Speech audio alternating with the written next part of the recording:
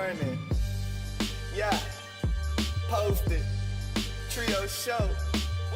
We up. Purple suede on the mic, talking BTC. Camski talking trio, fresh as can be. Rough star delivering tech like a G. And I'm a hot boy, but I'm as cold as the sea. Turning up the degrees, giving all the keys. Grinding for the sets, cause they don't grow on trees. Allergic to the fee, I have money like a sneeze. Running up this Bitcoin till I break my knees. Yeah, trio show, yeah, posted. Starship, what up, Joe Kamski? What it do, Perk? What's poppin', bruh? Talk to him, baby. Yeah. In a whole nother league by myself. You couldn't touch Trio even if it's on a lower shelf. Posted up, baby, about my candy like Buddy the Elf. Yeah, we shaking up the Bitcoin landscape. Wreck it, Ralph. Protect your sats like you protect yourself. Keep a ledger on deck if you love your wealth. Launch your ordinals on chain right now. No stealth. Grind hard, touch grass, repeat now for better health. Yeah. You've been tuned into a posted up exclusive trio show. Let's go. Bitcoin culture at its finest. Bitcoin Starship. Fine like VVS diamonds. Hello. Welcome, everybody. How's it going? Welcome to the Trio Show. We've got a packed house today. How's it going, everybody? You guys good? Yeah, we're good. We're happy to be what's here. up? We live? Yeah, we're live, definitely. So we're live here. We've got a full house. Really great partners of Trio. We've got the Emerald Anvil, Battlefield Hada crew here. Little bit of a exciting show because we're actually launching live tomorrow, the pre-sale, which is really exciting. So we can deep dive into that, talk about all the details. We're going to give you a demo of how it works, and we're going to just go over all the details you need. So stay tuned until the end, so we can go over all the mint details, and you can get involved. So yeah, man. I mean, usually there's one or two guests here, so now we've got 4 people, so it's a bit overwhelming. But we'll go one at a time. I'd love to just deep dive into it a little bit because we've been talking about this for quite a long time, right? I mean, I think it's been multiple months, probably half a year, I would say, maybe longer, that we've been planning this, and now it's really finally coming to a point where we're going to push it out live, and I'm really excited. But for people who are maybe listening and have not tuned in, and seen you guys before, like maybe we can just do a quick round of introductions, and get to know the team a little bit better, because I'm sure all the Trio crowd know my ugly face basically and my stupid accent. But let's introduce them to you guys. So maybe we'll just go from like top to bottom. Let's start with Mark and Greg and then Jane and maybe Nick. So. Great. Hi, I'm Mark Ordesky. I'm primarily a film and television producer. I'm partnered with Jane Fleming in a company called Court 5. Greg Hale, also really primarily a filmmaker. I've done lots of projects with Mark and Jane over the years. If you're a horror fan, or maybe not just a horror fan, probably the only thing that you've heard of that I've done is Blair Witch Project. I produced that back in the day. Cool. And I am Jane Fleming, partners with Mark Rodasky, a multiple colleague of Greg's, and very excited about what we're doing here. It's been a long time coming. It's been the dream child of Greg, and we're just excited to see it happen. And thank you for having us, Rough Star. Of course. And Nick. Hey, what's up? Hi, guys. I'm Nick. I'm mostly the programmer that's doing like a lot of the sales stuff, and been in NFTs and digital assets since 2017. And I'm just trying to make this dream a reality. I've been on this same message for like a decade now. So let's make it a reality eventually, right? I'm also the guy who everyone's gonna blame when there's bugs during the pre-season. There'll be no bugs. No, everything's gonna go no bugs at all. Yeah, if there is a bug, it's for the culture, and it's all part of the the experience, you know. So It's part of the experience. right, exactly. So we've got our usual crowd tuning in, which is cool. We've got Shen here. I've seen GM, Helson, Israel, Hopeful, good fan of the show as well.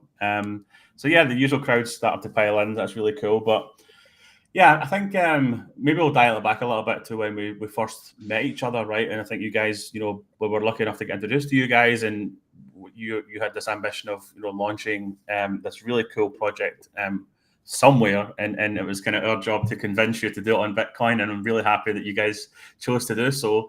The reason being, obviously, back then, and you know, I was excited instantly, and I still am excited, is the prospect of bringing cool, IP and different properties to Bitcoin, and letting communities really grow here as well. I think it's really cool, and you guys have got that background as well, which has really excited me. Like, you guys have got tons of experience and years of an amazing career in this. So I don't know if, you know, maybe Mark and Jane want to just dive into like your career, where you like start the kind of what you've been doing over the last 20 years, basically, and how you can bring it to this project, you know. Well, like we said, Mark and I are business partners. We also have worked together longer than most of you have been alive, would be my guess. You know, we worked at a place called New Line Cinema, which really pushed the boundaries of storytelling and how things were made and at what price things were made, and you know, to play with all different new forms of content. And you know, Mark, we sort of wrapped up. I'll say Mark most famously was the executive producer of the Lord of the Rings trilogy, the OG Lord of the Rings trilogy. And you know, we, during our tenure at New Line, we met Greg when he was about to show a small movie called The Blair Witch Project to a bunch of buyers. And Mark, why don't you tell the story about how Dungeons and Dragons was, I mean, was really the thing that got you guys to be friends? Yeah, I mean, we met at the Sundance Film Festival where the Blair Witch Project premiered. It was his world premiere, both for festival audiences and for U.S. distributors as well. And you know, I was there, as Jane said, on behalf of New Line Cinema, looking at films to acquire. And you know, Sundance is one of those crazy places where there's never enough time to do all the things that you're supposed to be doing. So you're always a bit harried. So we got and put together, Greg and I and the rest of Greg's colleagues, on this kind of like blind date, which was a little awkward until Dungeons and Dragons and Lord of the Rings came up. And then suddenly we realized we had our total common ground. So we ended up spending most of our time talking about that and not talking about the Blair Witch, which was silly in retrospect because Blair Witch ruled Sundance after that and became ultimately one of the biggest independent hit films of all time. And what year was that again? That would have been 1999. Amazing, yeah, very cool. Yeah. I mean, I remember it was just a crazy, you know, culture moment that came out and really changed cinema in a way. Like, it was such a unique way it was shot as well, Greg. You know, I'd love to just dive into that a little bit in terms of how that all came about, and you know, because as I say, it is an iconic movie now to this day, and yeah, so much amazing experience. And Sundance as well. That must have been a really cool. You said it won Sundance that year, basically. Is that what you said? It did win, but it sold and then ultimately went on to become a giant success. That's so incredible. You know, sometimes at festivals there's the films that win prizes, and then there's films that, you know, reframe the entire culture. And Blair Witch was one of those. That's incredible. Very cool. Very cool. Yeah, awesome. I mean, what was it like for you back then, Greg, in terms of just like, you know, was this one of your first movies that you had produced and got together, or did you do anything beforehand?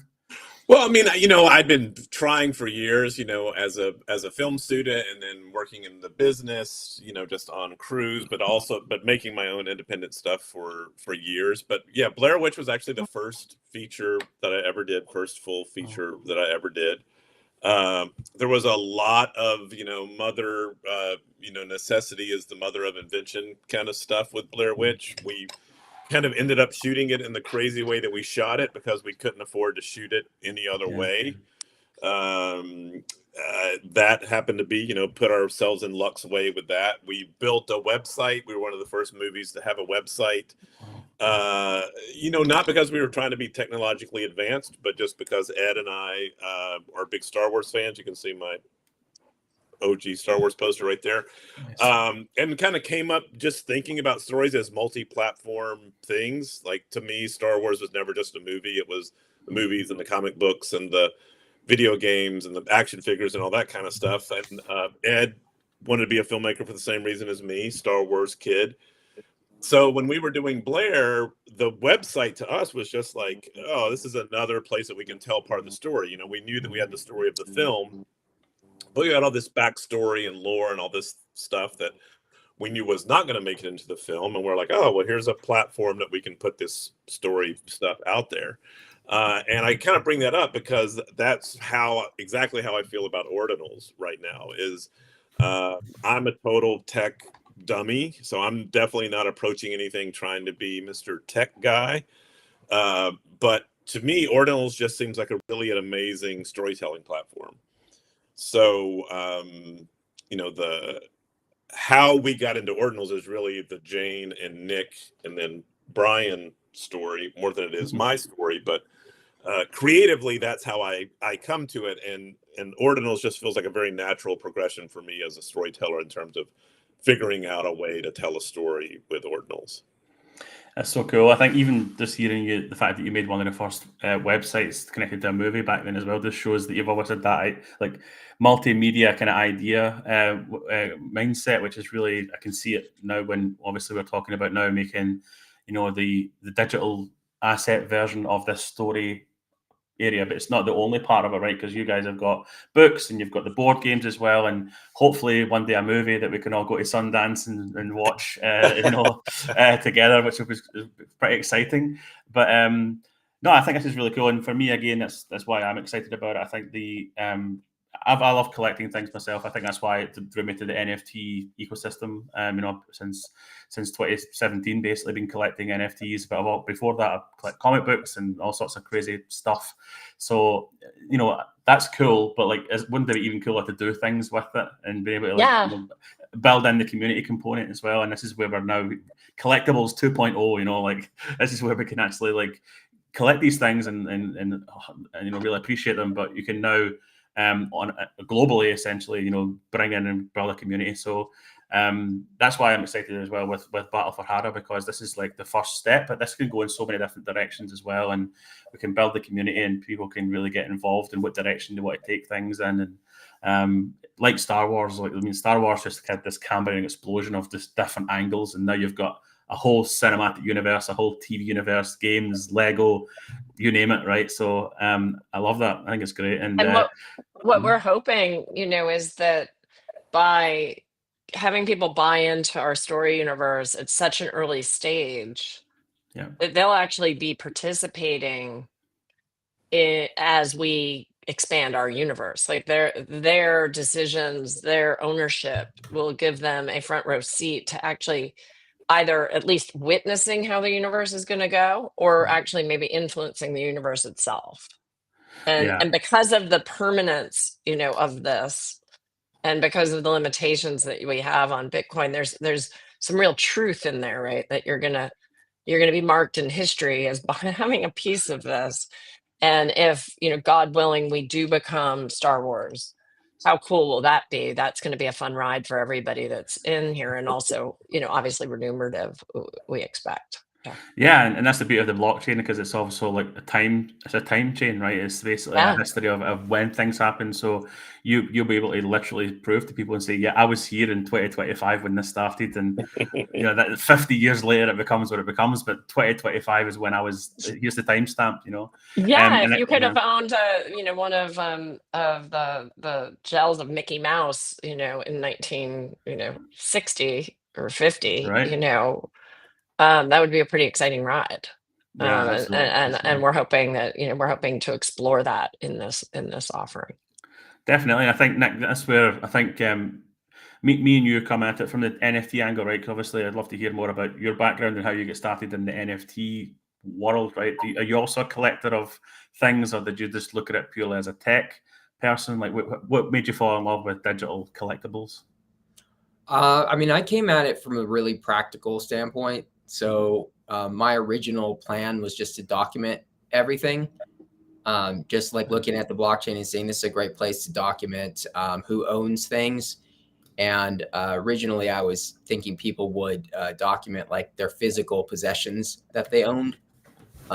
You know, I made an app around that, and the idea was like you take a picture of your guitar and then like you make an NFT out of it. And I did that in 2017. So like, you know, I was that's where I started. And like now people are kind of like, oh, that maybe we should start doing that. I'm like, that's what I thought, where I thought we were starting, everybody. So, but then everybody had different ideas, and then they got into like, it's really seemed like art was where people landed originally, and that was really resonated with people. And you know, at first I was like, I don't really understand because I'm not an artist, so I didn't understand why it would appeal to artists.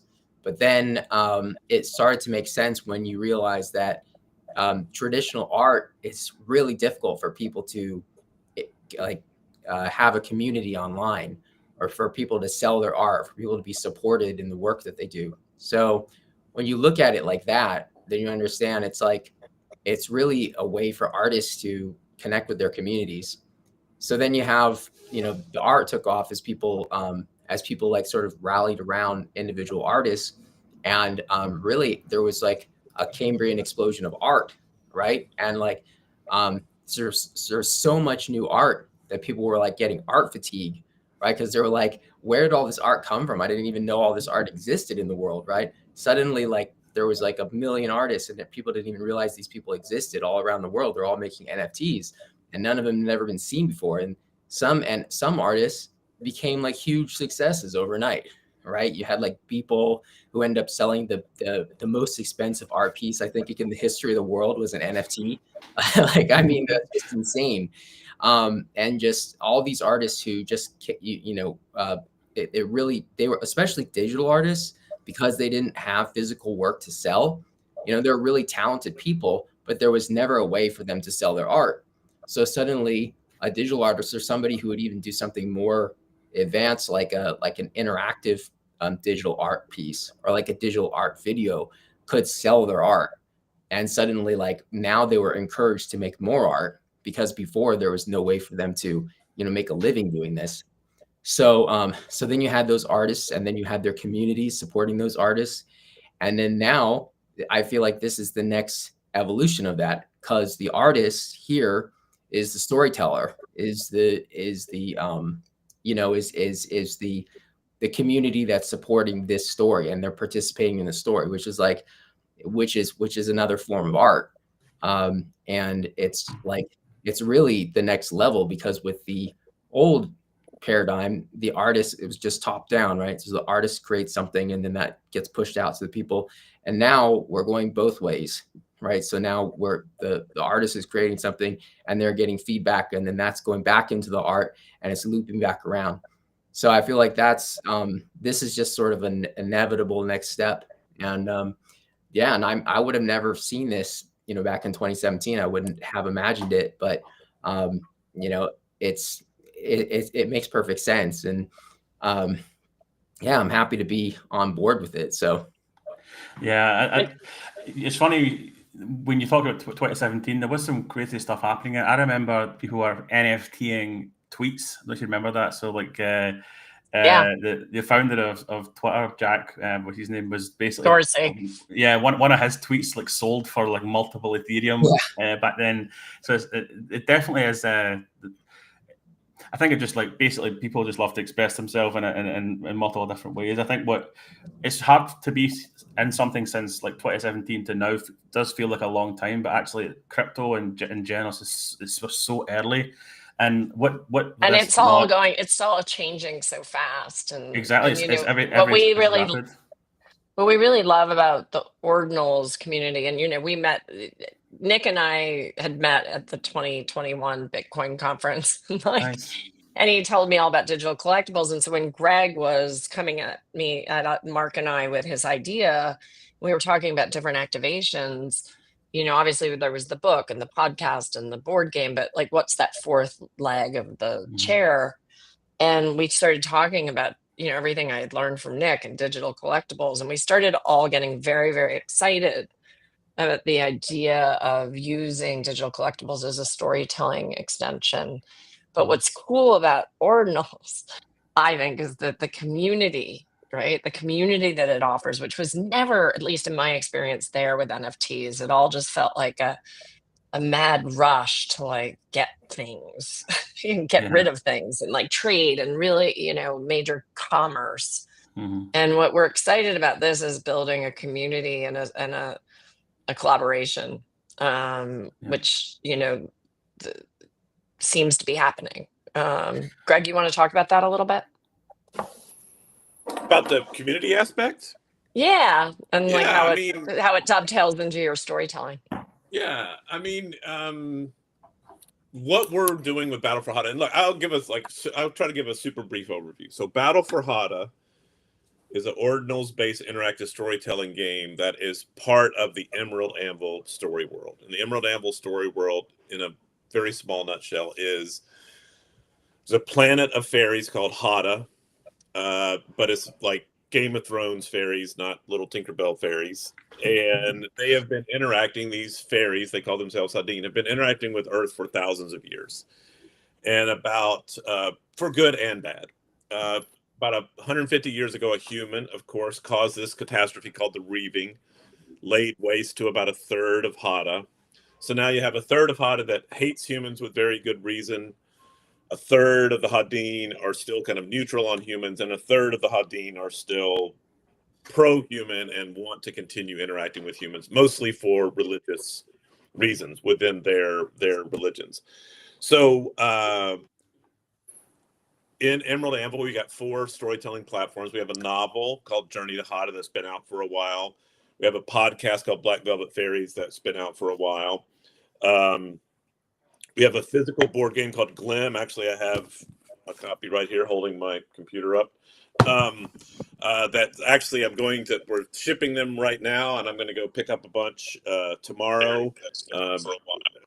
And the board game is great, turned out really well. And then the 4th platform is Battle for Hada. So that's Ordinals-based interactive storytelling. And what we're doing with that is, and this goes back to like Mark and I's, Dungeons and Dragons beginnings as creators, is almost all fantasy stuff starts with a map, right? Like Lord of the Rings, he drew maps.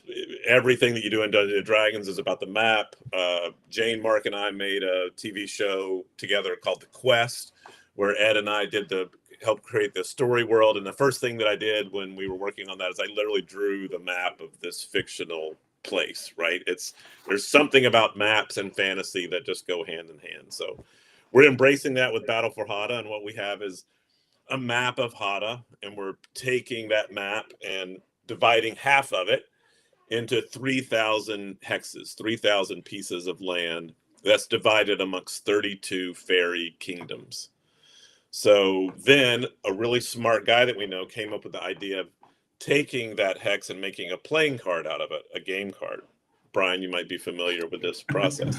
Brian's actually the one who came up with the idea of, our original idea is we were just going to have this hex of land, which are really beautiful.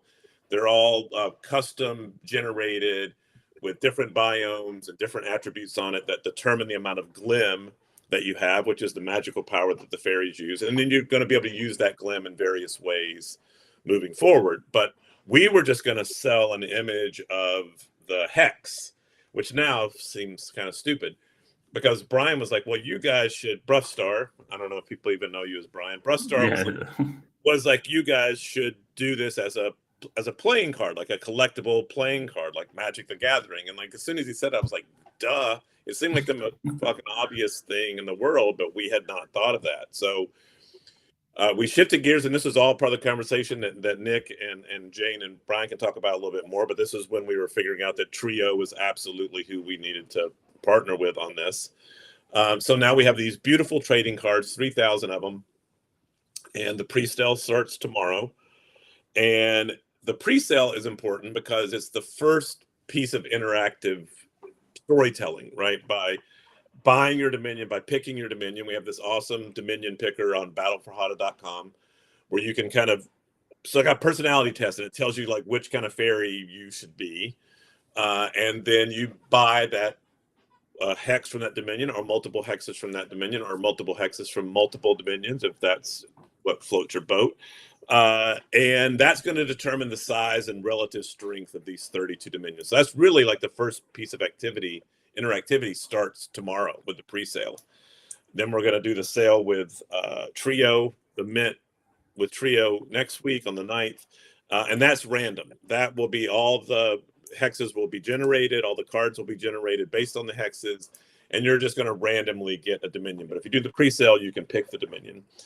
And then that's going to put you into a Discord storytelling platform that Nick is building, where we're going to take you through a 3 or 4 month long, week by week journey where you're going to text-based, again, very Dungeons and Dragons. This is in your mind.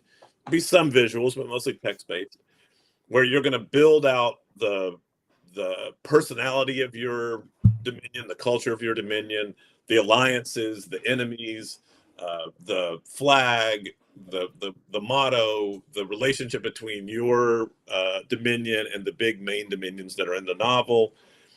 And we're pretty much, again, very much like Dungeons and Dragons. Dungeons and Dragons is really just storytelling, improv storytelling with dice. That's with statistics. That's what Dungeons and Dragons is in a nutshell.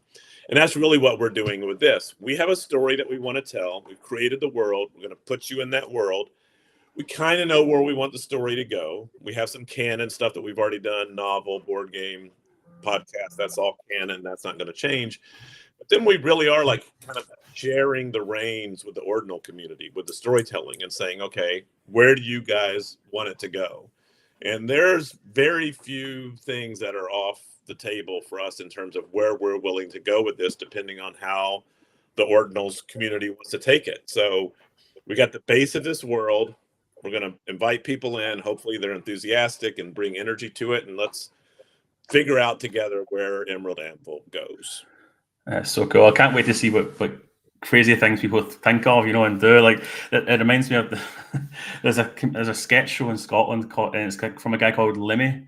Limmy is a really crazy out there comedian, but one of the sketches was these dial-in phone like things where it's like it was called Adventure Call, and it's this guy he's dressed up like a traveler, but he's your guide, and you phone up and it costs £50 a minute or whatever it is, right? And you're like, okay, you journey with him. It's like, okay, you reach a door. What do you want to do? Like that kind of thing. And right. he does this sketch show, and doing that in Scotland is the most ridiculous idea because everyone just takes the piss out of it, basically. So the sketch was this time, Falconhoof, who was his name, had a friend with him, right, who was the jester, this little woman, dressed up as a jester.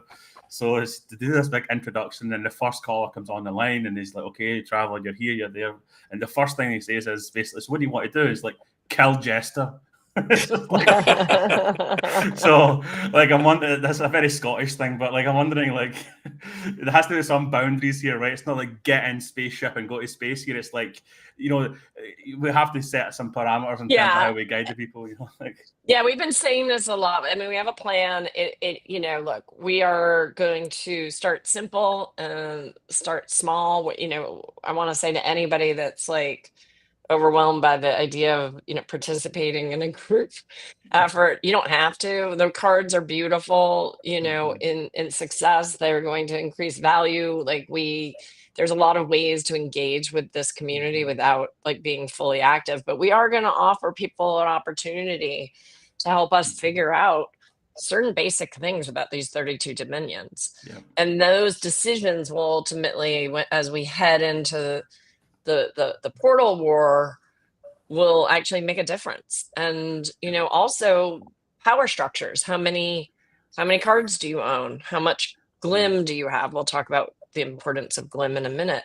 Mm-hmm. But on the cards, it'll have a glim value.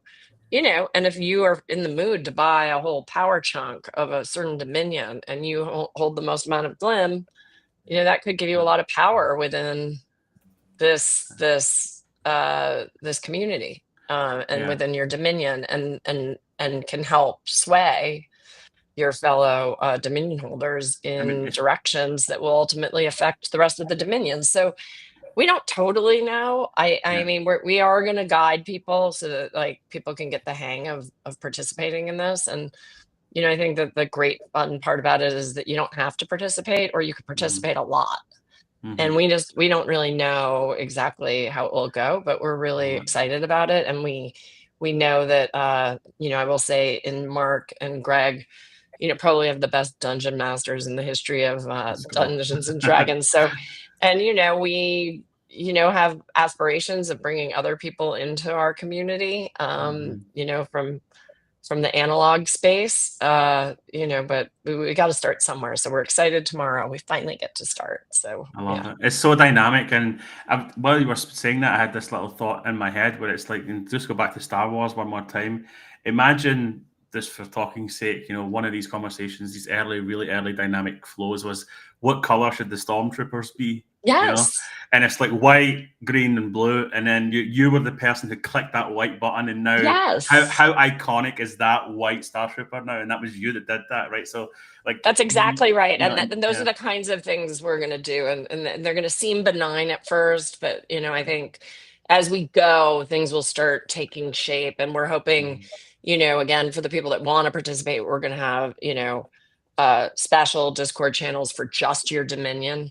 So you Mhm. guys can just talk all you want about what you guys want this place to be. And then we will have these prompts, these sort of weekly prompts, or bi-week, whatever, every other week prompts, so that you can start helping it take shape.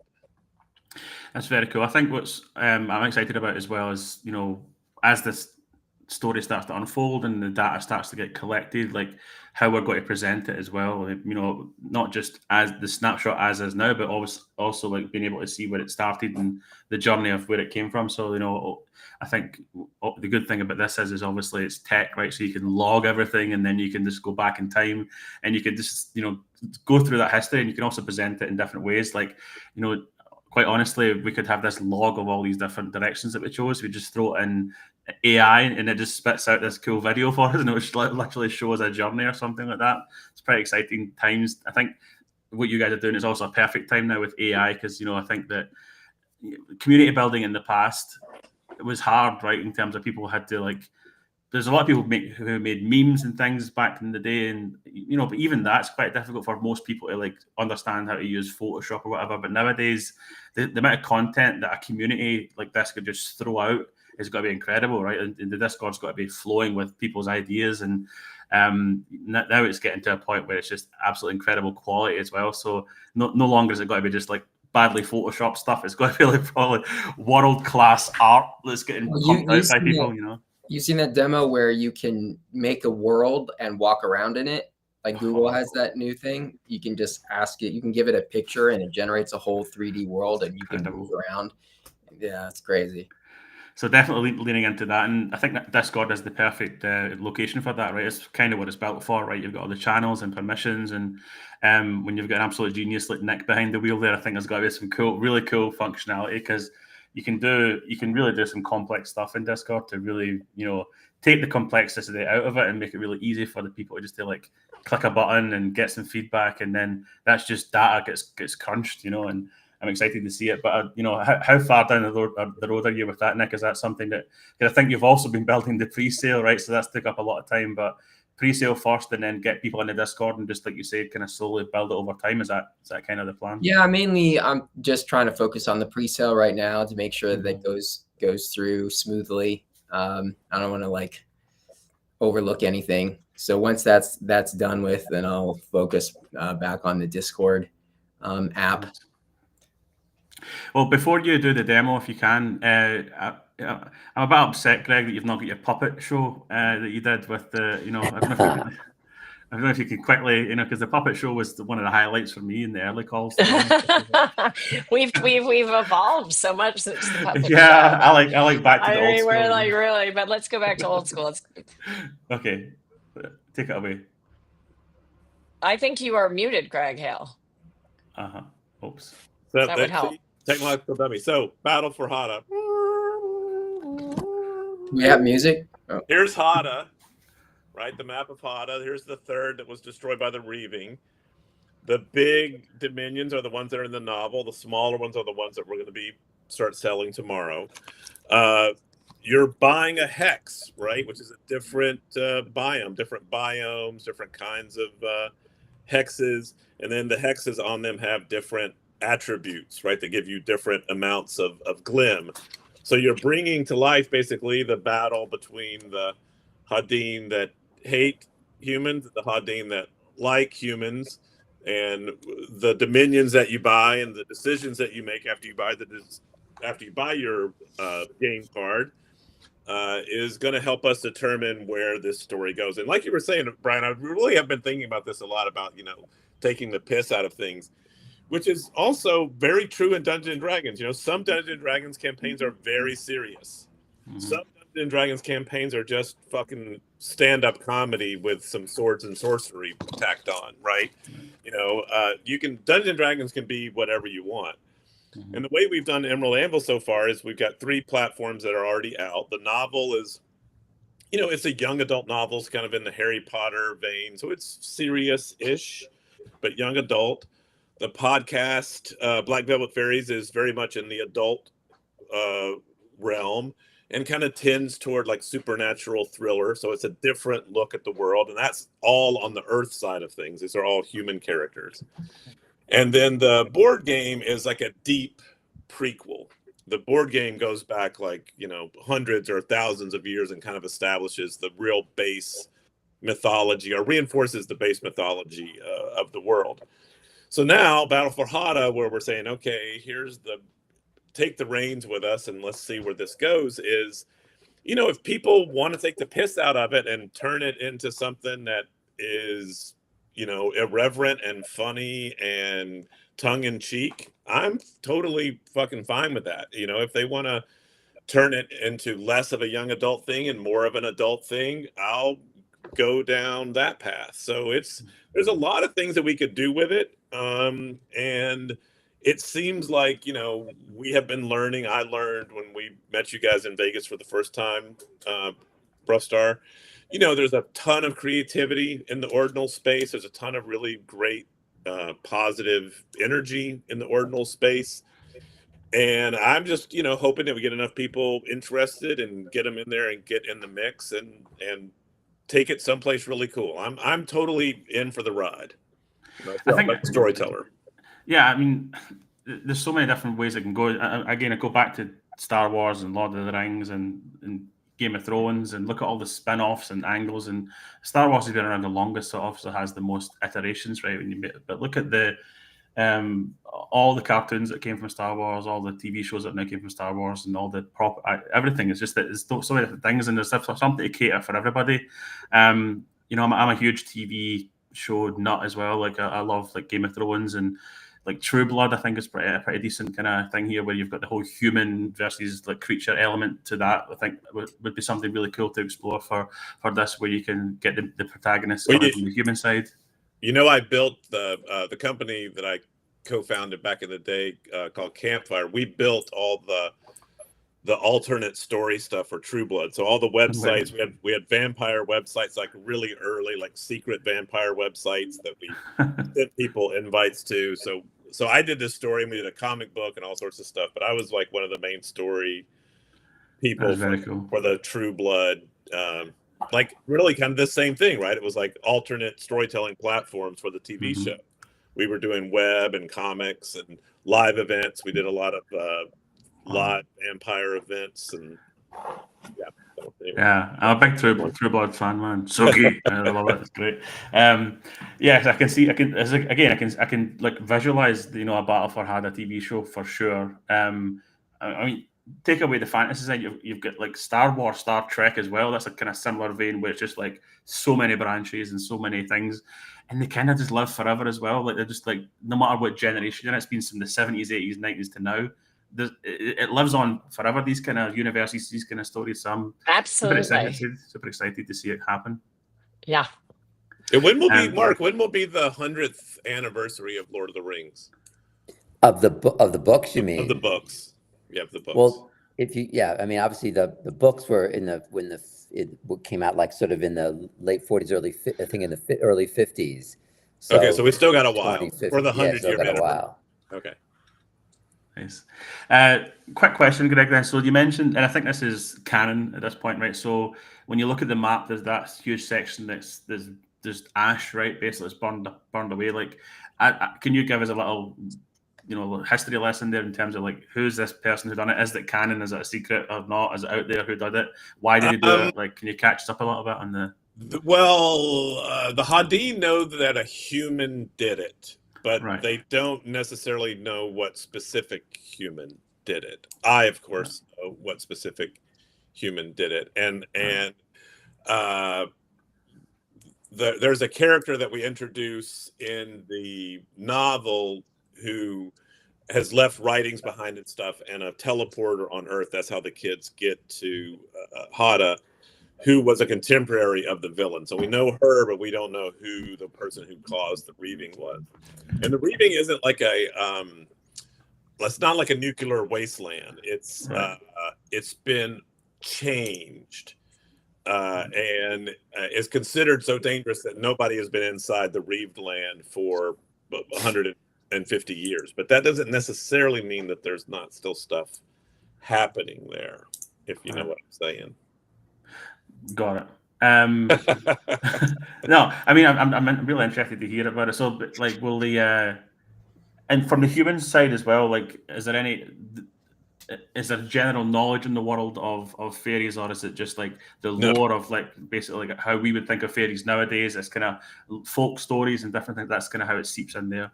Exactly. What I tried to do, and this all started because my kid, like 12 years ago when they were 6, 13 years ago when they were 6, really loved Tinkerbell and all things fairy. So I just started doing like, being the geeky dad, I just started doing like interactive fairy stuff with them. I created this fairy character that wrote them letters. I would bury stuff in the backyard that they would find that were like artifacts from this fairy world. And it just got me thinking, like, I wasn't really aware of at the time of any like fairy based adult fantasy, not adult as in like, adult, but grown up fantasy. And I was like, well, what would be a fairy based fantasy story world that would appeal to me as a grown up fantasy fan? Mm-hmm. So my creative partner and I, Ed Sanchez, just started throwing around ideas. They had a kid who was also into fairy stuff. We kind of created some characters that were based on like amalgam of our kids, and just started exploring a story world that was always based on direct interaction with Earth, right? And you being Scottish, you know this better than most probably. There's the Fae, like the British Isles Fae that Scotland, Ireland, England all kind of share. But pretty much every culture on the planet has a version of fairies. Mm-hmm. They are not necessarily all like little flying pixies, but there's some version of a little creature who lives somewhere else, who is sometimes good and sometimes bad, and sometimes you want to go to where they are and sometimes you don't want to go to where they are, and sometimes if you go there you never come back. Every culture has a version of that, so that's what I wanted to play on, but I wanted to give it a little bit more of a kind of a sci-fi steampunk twist, and have it be that this is not pure magic, right? Like fairies, like the Fae in the British Isles, are never explained. There's no explanation. They just are. It's magic, and they live in that hill, and they'll fuck you up if you go on it, right? Mm-hmm. And why are they there? How are they there? That's never explained. Nobody cares, right? I wanted to have something that was more explicable in terms of like the backstory. So our fairies are different than the fairies that we think about. Their wings are not like sparrow wings or dragonfly wings or some physical thing. It's energy. Glim is this energy that they have on their planet, that they can process through their bodies, and they can make wings out of it. They can make blades around their hand. They can craft things. They can be healers. There's all these things that they can do with this magical energy that to them is not magic at all. It's just like a plant photosynthesizing sunlight, right? It's just what they do. So our fairies are a physical place with a physical reason for why they have these powers. But the mystery of it is they have these portals built into their world that they discovered thousands of years ago, and they figured out that these portals these giant mountain-sized things connect to Earth. So for thousands of years, the Hadin have been exploring, well, why do we have these portals that connect to Earth? So for them, their relationship with humanity is basically like religious, but it's different. There's it's 2 billion of them. This is a whole planet, right? So there's all these different religions, and in some religions, humans are nirvana or Valhalla or whatever. Like you can only get to the promised land through humans, but some of them, the humans are like the Antichrist. And humans are terrible, and humans must be destroyed. And that's really more accurate. That really kind of sets up the battle for Hada, right? Is like pro-human fairies, anti-human fairies, and then some fairies that are in between, and that's what we're gonna bring to life, and then hopefully have all sorts of stories spin off of that basic conflict. That's really cool. I think, the fairy side of things has not really been explored that much. I mean, you've got vampires have been done to death now. You've got sparkly ones, and you get crazy ones like 30 Days of Night, for example, was one of my favorite vampire movies, and Blade from the comic book side. From the fairy side, I think True Blood had fairies actually, I believe. I try to forget that. Yes. And then I think recently, if you guys have seen the movie The Watchers. I'm pretty sure those were fairies as well. That are fairies, yeah. Well, and then Court of Thorn and Roses, and that whole mass verse is fucking incredibly popular. It's not really my thing, but that's a whole very adult fantasy based on fairies. Not our kind of fairies, but sexy fairies, I guess. Right. I think that's. I mean, I can't wait to see it. I think so many different directions this can go in. It's never really been done before, where at this early stage people can choose the path. Let's dream a little bit and then go like, okay, let's say 10 years from now, the movie. You guys are producing the movie. It's really going hard. Is it a live action? Is it like an Avatar style live action? Is it a full on animation? What would your like choice be? And like, I'll give everybody a go. I would say if we're talking, the dream of we've got a $200 million Journey to Hada movie coming out. To me, it's live action. To me, it's live action with fucking killer effects, and because I think the whole thing of like, what I think is like really cool is like, when you're on Hada, they're human sized. They're not little. They're the same size as a human. They're basically humans with these added powers, right? And they're not necessarily any more good or more evil than humans. There's both, and all the different fucked up and beautiful motivations that humans have, Hadin have.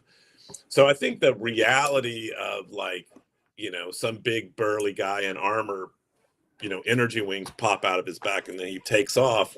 That kind of physical, visceral, and I love action and stuff. So like to me, like battles and all that kind of stuff, that to me all wants to feel like reality, right? And not even with, and I love the Avatar movies, but there is a little bit of a arm's length thing with Avatar where you're kind of constantly aware that you're not really in the real world, whereas Lord of the Rings feels real, like you feel like you're in Middle Earth. That's the way I would want Hada to feel. I'd want Hada to feel like a real place inhabited by flesh and blood beings that just happen to be able to fly.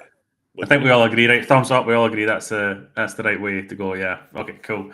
I mean, and who knows where we'll be in 10 years, right? I mean, the thing is moving at light speed now, literally, in terms of what's going to be available. And look, Lord of the Rings was just incredibly beautiful, right? Like, what's this going to be like in 10 years when you add in all these different technologies that are coming around? So, yeah, I'm for it, and I can't wait to see the big badass, strong warrior guy and his wings burst out. That's got to be quite epic to see.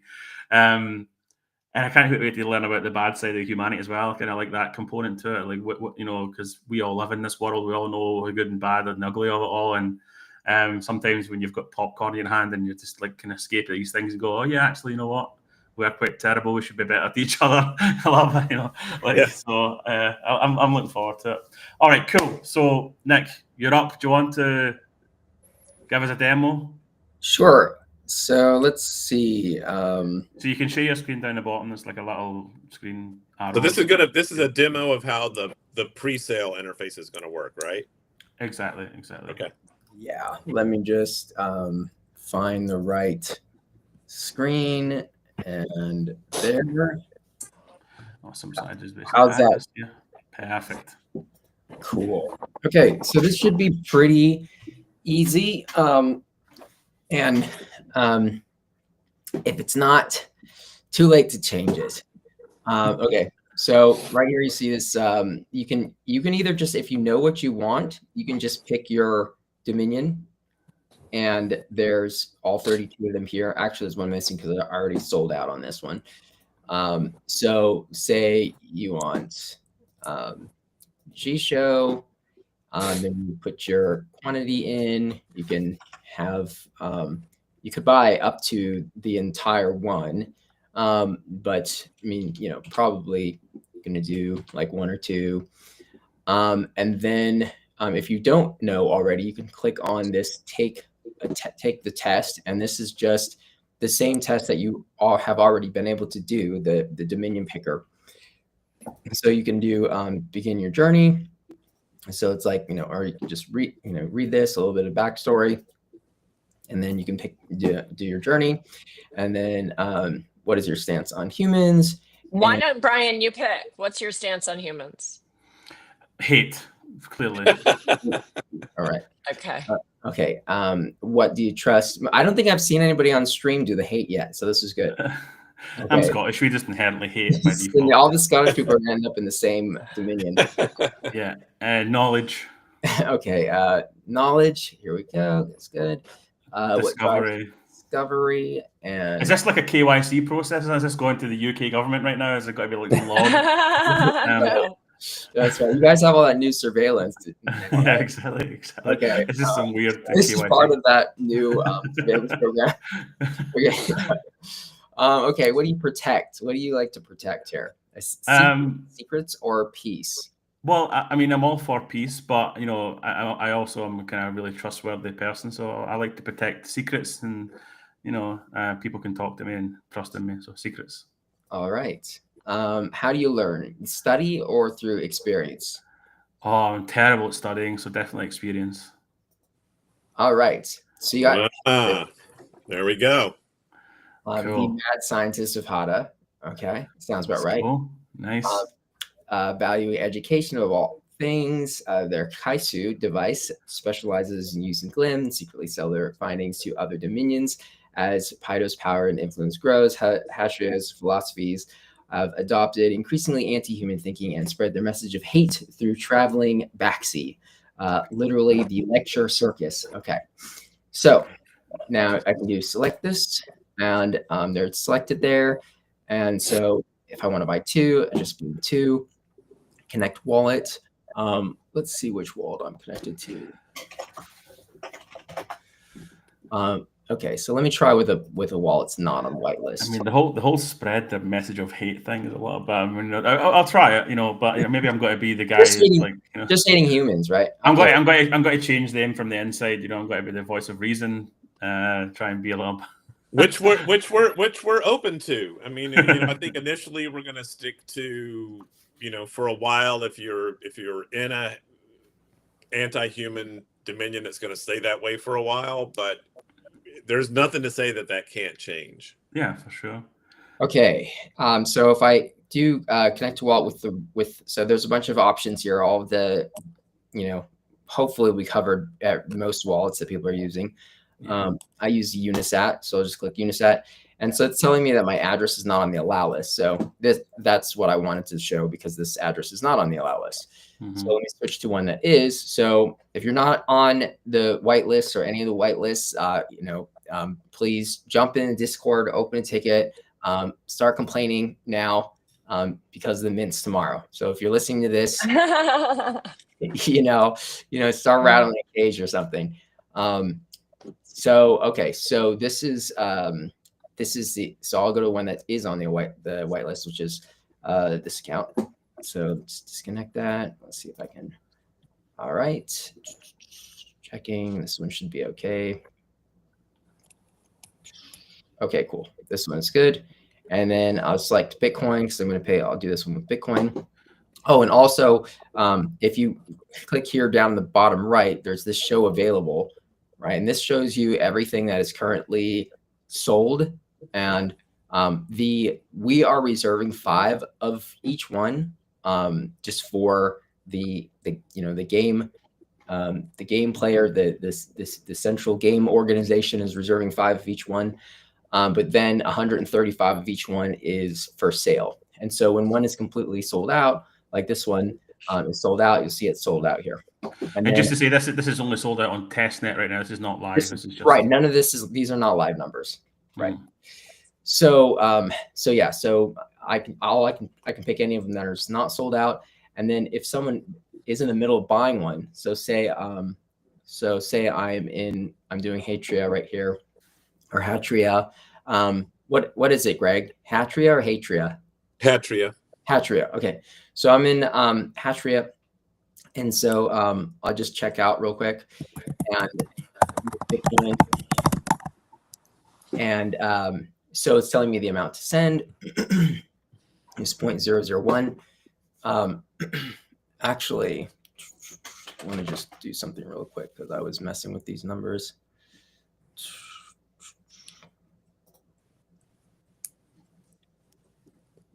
Yeah, the price is just a placeholder, right? The pre-sale. Yeah, this is just a really low number so that I can do the testnet, because on testnet Bitcoin you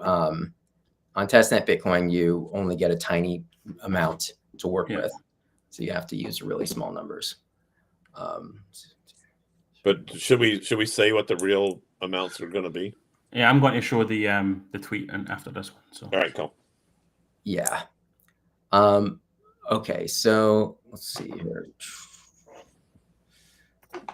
So I just do send, so it's giving me the address to send to, which is this right here. I can either just send to this address, like through making a send from any wallet. So any amount of funds that goes to this wallet, that this address right here, it's going to detect. Or I can just hit the send from wallet button, and then that's going to just make a transaction.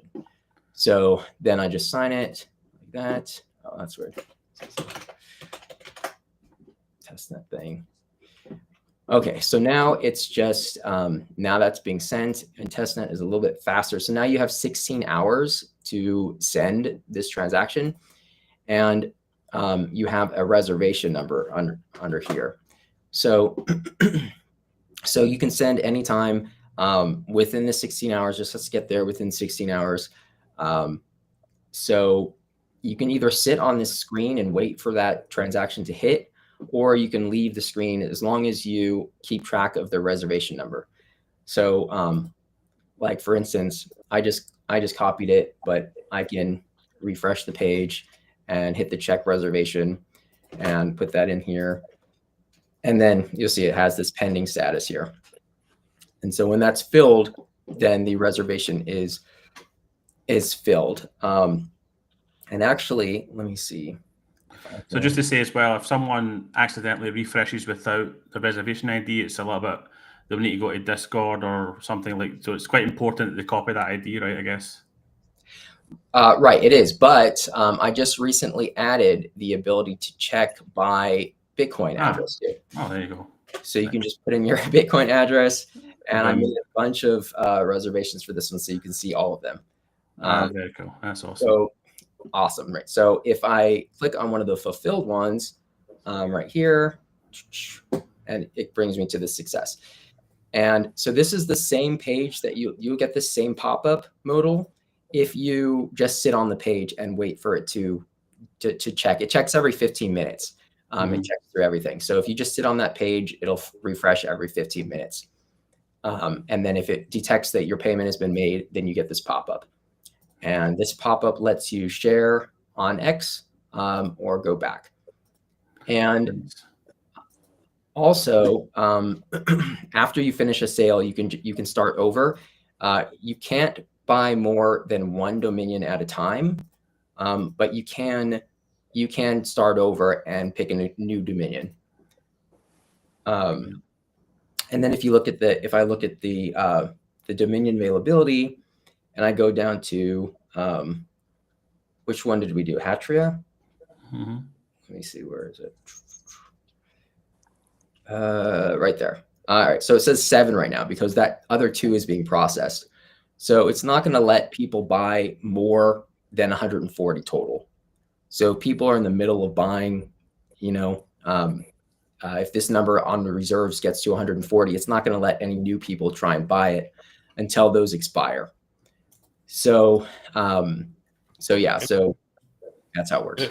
And it's also by quadrant. So it's 3,000 hexes divided into 4 750 hex quadrants. So the first ones that get to 140 in their quadrant, would be pretty dominant, right? A hex with 140 or a dominion with 140 hexes is going to be fairly dominant relative to the other dominions. Yes, exactly. Yeah. So so also if a quadrant fills up, you won't be able to keep buying more in that quadrant. So if a quadrant is like really heavy and you see it starting to fill up, that's why it has this total amount that's down here.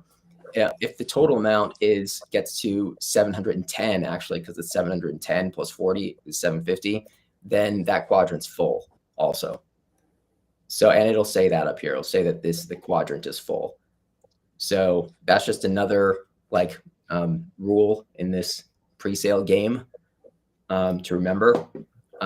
If a quadrant is getting close to 750, just you want to jump in there and get in there quick. Otherwise, you have to go to a different quadrant. That's really cool. And also, I mean, a big part of this pre-sale as well, Nick, and this is where your background is in, is the credit card payment, right? Is that working? Yeah. So the way that works, I have to do it on this page. So if I want to pick, let's go to like G-Show on here, and then just say just I want to buy 1, for instance. Connect wallet. It's the same thing. You have to be on the white list. And then instead of Bitcoin, just have credit card selected and then hit checkout. And then it'll take you to this is the test server. On live, it'll be faster than this.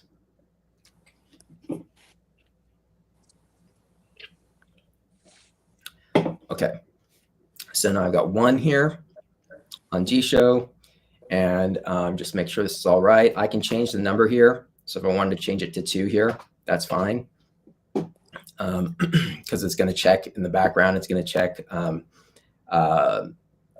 everything that's, again, it's kind of showing you a recap of the totals here, just in case you want to know. But so then in the background, it'll do all the validation checks. So if you change this number, it'll still be fine. And hit buy. And then put in an address. Put in a credit card number. This is a test. You can try and steal this number from me if you want.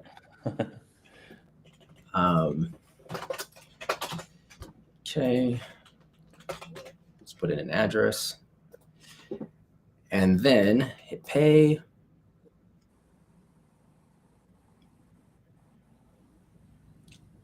And then it actually will redirect you back to the page on the success page. That's awesome. So, yep. So then you've got the same share, and then also the reservation numbers here too.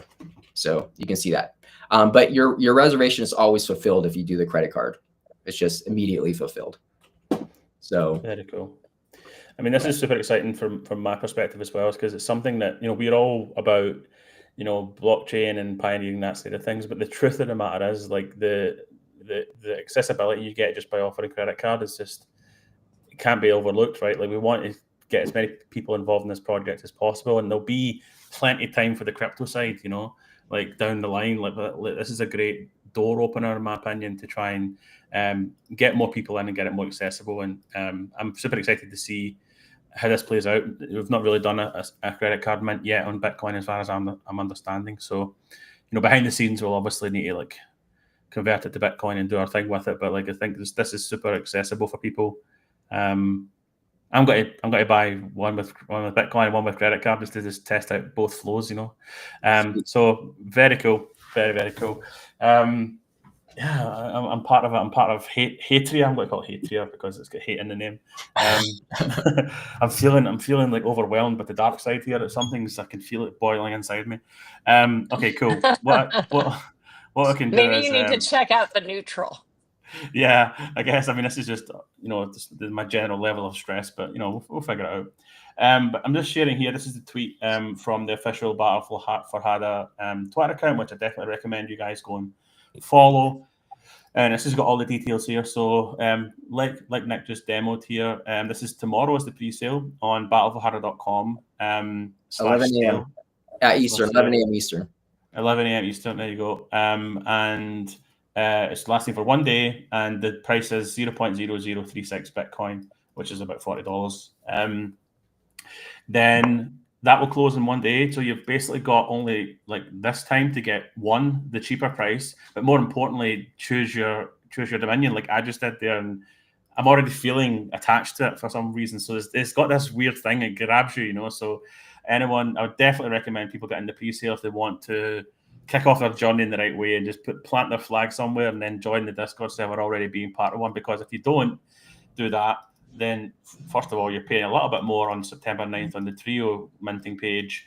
There's no credit card payment on our side, and also it's random, right? You've got to just get a random Dominion attached to you. So that you might be lucky and get one that you like, but here you can literally choose one if you're in early enough. So again, you guys are really pioneering this stuff. This is like super crazy. Like no one goes to these depths and lengths to do this kind of stuff. So the fact that you guys are pushing the boundaries here is quite incredible, and Thank you.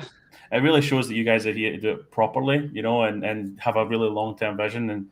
And the amount of care that you've taken in just for this launch shows should give people a lot of confidence in what you guys are bringing to the table down the line. So this is the video. Let's just have a quick look if I go full screen on this. So again, let me just get a bigger view of the map here. So is this the part that's has been taken over? Yeah, the Reeve. Yeah, that's the Reeve land. Yeah. The dark eye, interesting. And then basically, it's a circle. I mean, are we flat earthers here? Is it a flat planet, or is it is actually there's so much lore that I just keep out because it would just melt people's brains. But yes, it's actually Hada is actually a planetary disk. Oh, it is not a globe planet. Nice. It is a disk planet.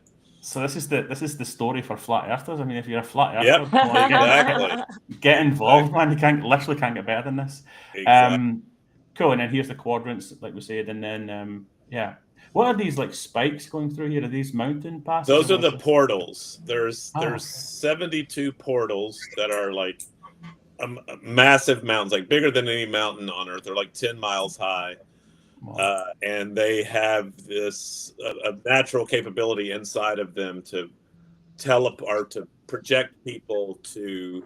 The Hadin can project themselves to Earth, and then they can use the portals to bring humans to Hada, but not vice versa. Hadin can't physically go to Earth, but humans can physically come to Hada. And just like scale-wise, like how would an Earth-sized planet like fit on this map? Then would it be similar? Like what I tried to do is if you took Earth and flattened it out.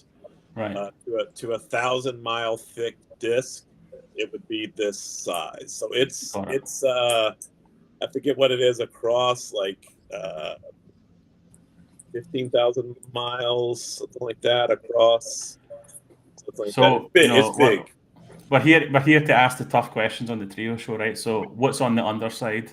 What's down under? Nothing.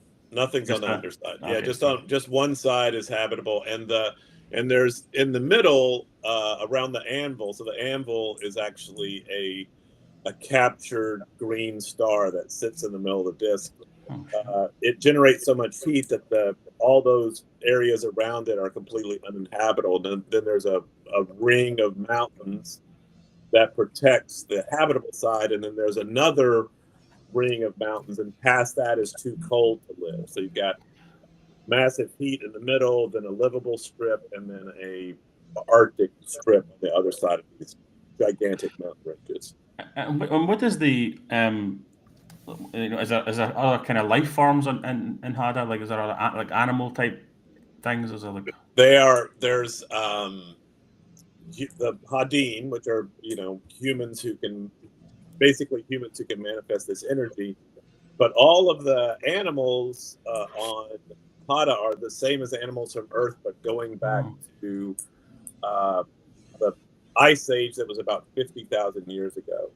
So there's giant birds and giant ox and saber-toothed tigers and mastodons and all sorts of very cool. wacky animals. But there's really no there is some supernatural stuff. I mean, again, the Hadin don't consider what they do supernatural or magic, but there actually is kind of inexplicable magic type stuff that happens in this world. But it's not like dragons and ogres and trolls and things like that. It's very much like a Earth-based biology. I'm going to produce a short film based around the main character, which is a saber-toothed tiger. There's obviously no script. There's no nothing. It's literally just a saber-toothed tiger, and you show his journey traveling through Hadin and the perils he faces. I'm going to have a saber-toothed tiger angle to this whole thing. Yeah. There's one. I forget which. I can't. There's so much to keep up with. There is one of the human-hating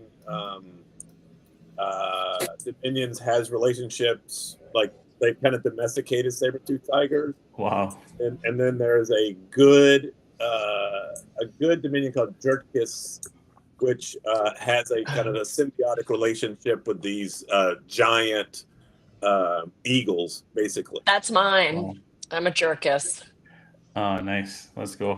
Yeah. And then I like better. I'm going to be there right at mint time to get my Jerkis. Let's go. I want to fly a giant eagle.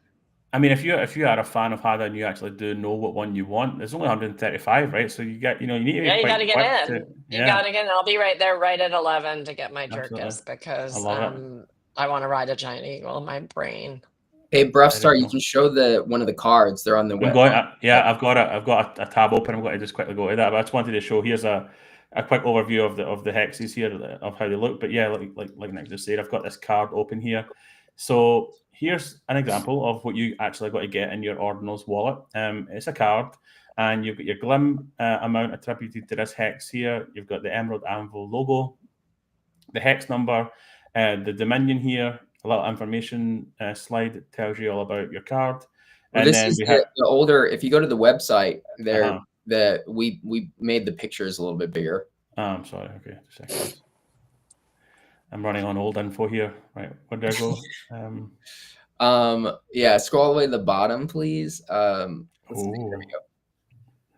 Actually, shows you how much I'm still plugged in. I've been really behind the times here. Can I zoom in on this thing?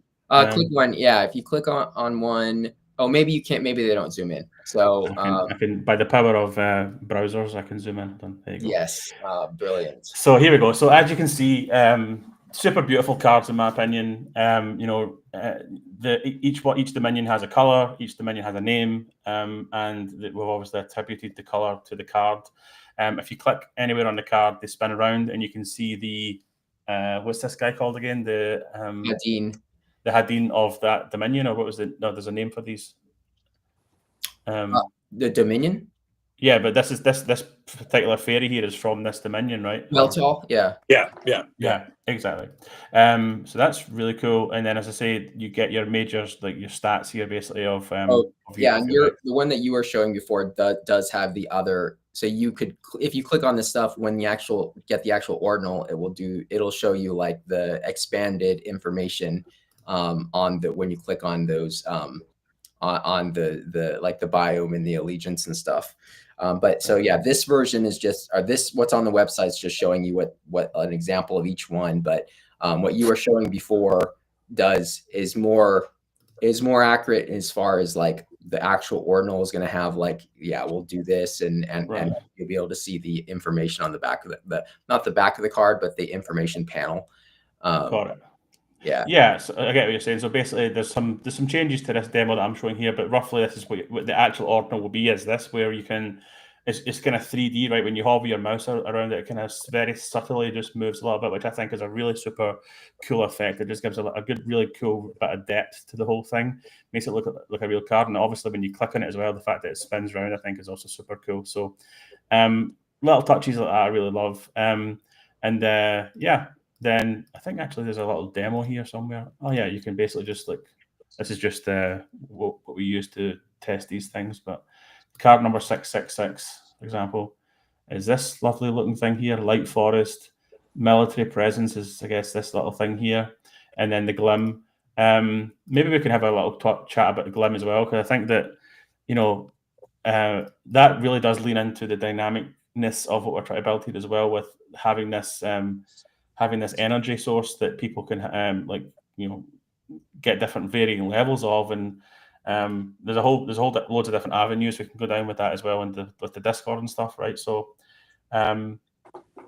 yeah, I don't know if you guys want to talk about Glim very quickly. We're running over time now. Yeah, Glim is really like the basis of everything that we would consider magic on Hada. That's how they make their wings. That's how they make their energy blades. That's how they heal. That's how they do everything that to us humans feels like magic.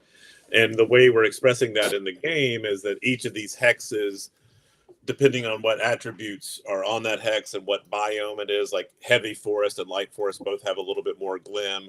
Then you have all these different attributes. I think we have 14 different attributes that give you different amounts of Glim depending on what they are. We're using that amount of Glim as like the base, you know, not only magic system from a story perspective, but that's your power system in the game, right? And this interactive storytelling game is you're gonna be using that Glim amount really to vote. Like Dave was saying earlier, it determines how much power you have to sway which way the dominion that you're part of goes. But we're really looking to have this Glim that we're putting out right now be the basis of everything going forward. Like in Success, if this is season 1 and we end up doing, 20 seasons of different ordinal-based things, the Glim from this season is always going to be connected to it, right? Mm-hmm. You'll always be able to use this Glim no matter what. And this amount of Glim power is always going to be setting up the relative amount of Glim power for everything moving forward. So this is always going to have value and always going to be connected to whatever we do in the ordinals space. That's really cool. Wow, yeah. Can't wait. Yeah. When you go next? Make that more like specifically how it's going to relate to the Discord decision making is the Discord app will add up all of the ordinals that you own, the Glim value on all the ordinals that you own, and that will determine how much power you have to make decisions in your dominion when it comes time to vote on a decision or make decisions within your dominion. Very cool. And just to say as well, each one of these cards have a dominion attached to them. There's 30. How many dominions? 32? 30, yeah. 32 that we're selling now. There's a total of 36. Mm-hmm. Plus the Reeve land. I mean, obviously I'm hinting pretty hard that there's shit going on in the Reeve land that we don't know about yet. But nice. But what I wanted to say was for each dominion, there's 135 of these hexes, and each one of those are also unique in the card itself. So I think that's something we really try to push for here, which is each card is unique. It's got each card has its different varying levels, and that will still be semi-random, Nick, right? In terms of they can choose a dominion right now, even in the pre-sale, but the card they get in the end is still got to be kind of random, right? Right. Yeah. The amount of attributes. Yeah, the amount of attributes and which is fair. I think that's a fair way of doing it, right? Because everyone's kind of fair. So it's very Bitcoin to do it that way, which is pretty cool. Awesome, guys. I mean, I think we're actually over, but as I say, this is one of my. There's a lot of stuff to go through on this one, so I'm glad we spent a little bit more time going through it. Yeah. And anything. So we look forward to seeing everybody in Hada. 11 a.m. Eastern Standard Time. Yeah, and I do want to say, Brian, really seriously, this would not be happening without you. You were the first person that we talked to in the space that understood what we wanted to do, and not only understood it, but expanded on it and made it better. So absolutely would not be doing this. This would not be happening if it wasn't for you and your creativity, and we just really want to thank you for that. Thank you guys for coming. I mean, honestly, I just I had a couple of ideas. You guys have executed this flawlessly, and can't wait to see it.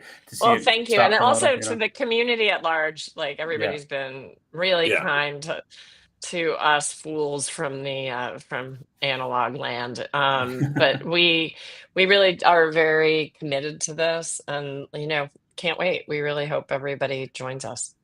Yeah. Can we join the Discord already tomorrow, Nick, or no? Is that We should talk about the Discord and the pre-sale. Nick, do you want to talk about it? What about it? Is it open, the Discord, or no?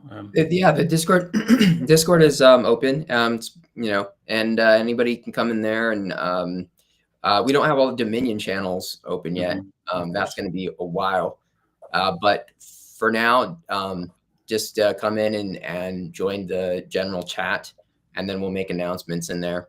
Nice, let's go. Everyone join the Discord. Let's start the party, and the countdown is on for sure. But yeah, thank you so much, guys. Really excited for tomorrow. Thank you. Thank you. We'll see you tomorrow. See you, everybody. Thanks, Bye, everybody. Thanks. Cheers, guys. Bye-bye. Bye. Bye. Bye.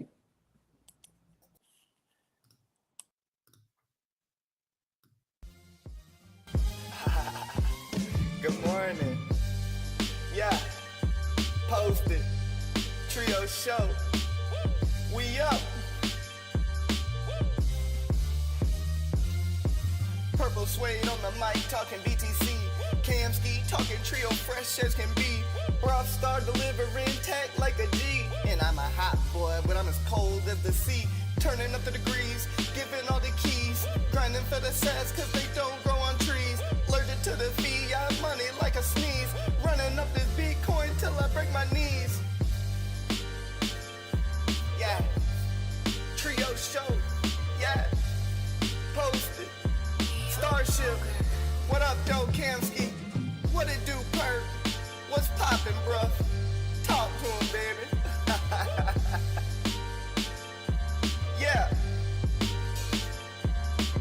In a whole nother league by myself. You couldn't touch Trio even if it's on a lower shelf. Posted up, baby, by my candy light buddy the elf. Yeah, we shaking up the Bitcoin landscape. Wreck it, Ralph. Protect your sats like you protect yourself. Keep a ledger on deck if you love your wealth. Launch your ordinals on chain right now. No stealth. Grind hard, touch grass, repeat now for better health. Yeah. You've been tuned into a posted up exclusive Trio show. Let's go. Bitcoin culture at its finest.